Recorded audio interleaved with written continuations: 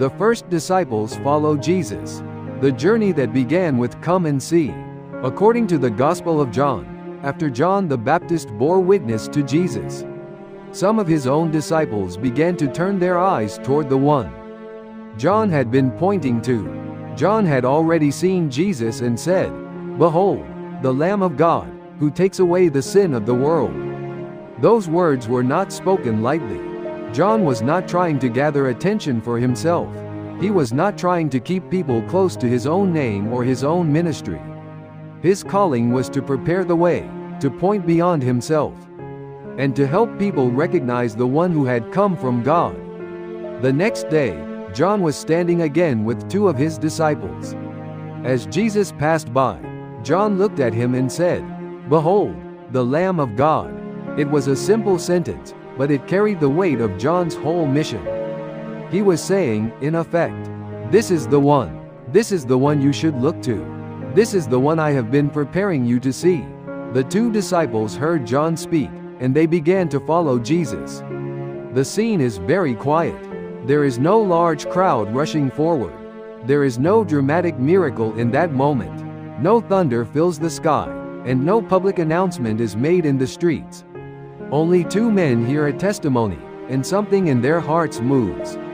They begin to walk after Jesus. That is how the path of discipleship begins for them. Not with complete understanding, not with a full explanation of everything that will happen, but with a simple movement of the heart toward Jesus. They do not yet know where this road will lead. They do not yet know what kind of teacher he will be. They do not yet understand the cross, the resurrection, or the great work of salvation that will unfold through him. But they have heard enough to take one step. Sometimes faith begins like that. Not with every question answered. Not with every fear removed. Not with every part of the future made clear. Faith may begin with a quiet testimony, a small stirring in the heart, and one honest step toward Jesus. As the two disciples followed him, Jesus turned and saw them. Then he asked, "What are you seeking?" This is the first thing Jesus says to them in John's Gospel. It is a simple question, but it reaches deeply into the soul. Jesus is not only asking where they are going, or why they are walking behind him. He is asking about the direction of their hearts. What are you really looking for? What do you desire? What do you hope to find? Why are you following me? This question still speaks to anyone who comes near to Jesus. People come to Jesus for many reasons. Some come with pain and need comfort. Some come with questions and want answers. Some come with guilt and long for forgiveness. Some come with fear and want peace. Some come because life has become heavy, and they do not know where else to go. And sometimes, even when we come toward Jesus, we may not fully understand what we are truly seeking. We may think we are asking for help with one problem, while our hearts are actually longing for something deeper. We may ask for peace, but what we truly need is the presence of God. We may ask for direction, but what we truly need is to trust the one who leads.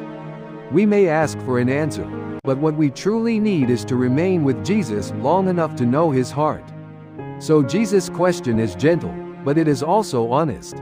What are you seeking? The two disciples answered him, "Rabbi, where are you staying?" Rabbi means teacher. At first, their answer may sound unusual. Jesus asks what they are seeking, and they ask where he is staying. But their answer reveals something important. They are not asking for a quick word on the road. They are not asking for a sign that will satisfy their curiosity for a moment. They want to be near him. They want to stay where he stays. They want time with him. They want more than information, they want relationship. This is one of the quiet truths of faith. To know Jesus is not only to receive ideas about him. It is not only to hear what others have said. It is not only to stand at a distance and form an opinion. To know Jesus, we must come near. We must remain with him.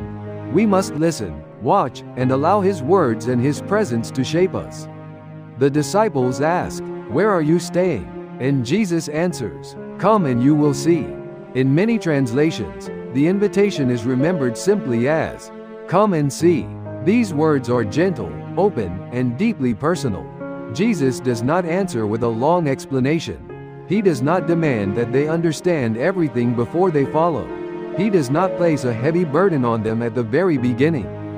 He simply invites them closer. Come, see. Come and spend time with me. Come and learn who I am. Come and see where I remain. Come and discover not only my words, but my way. This is the invitation at the beginning of discipleship. It is not a cold command. It is not a distant lesson. It is an invitation into nearness. Many people want to understand Jesus from far away. They want to measure him, analyze him, or define him without ever drawing close. They may know things about religion, hear opinions from others, or carry old images of what they think Jesus must be like. But Jesus does not call us merely to study him from a distance. He says, "Come and see. Come and see how I receive the weak. Come and see how I speak to sinners.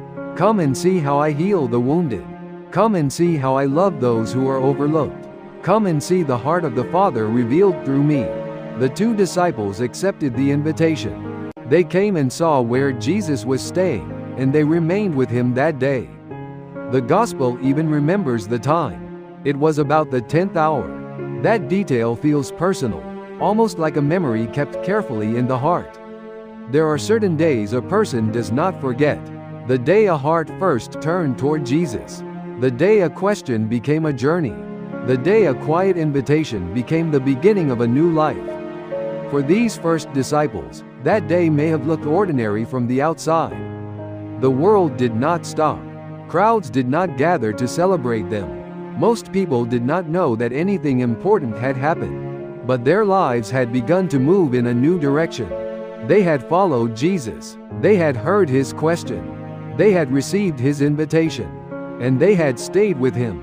This is how the first steps of discipleship often look. They may be quiet. They may be small. They may not look impressive to anyone else. But in the eyes of God, a heart turning toward Jesus is never a small thing.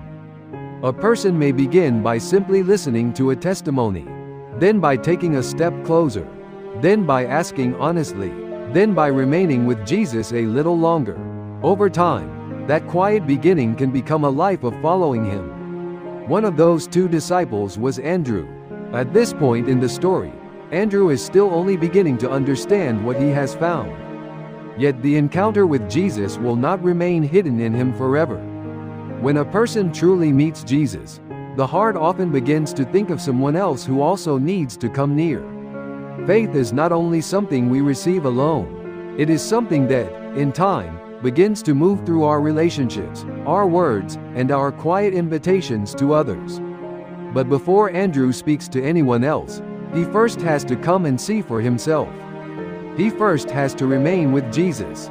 He first has to discover that the one John pointed to is not merely a message, but a living Lord standing before him. That is important for us as well.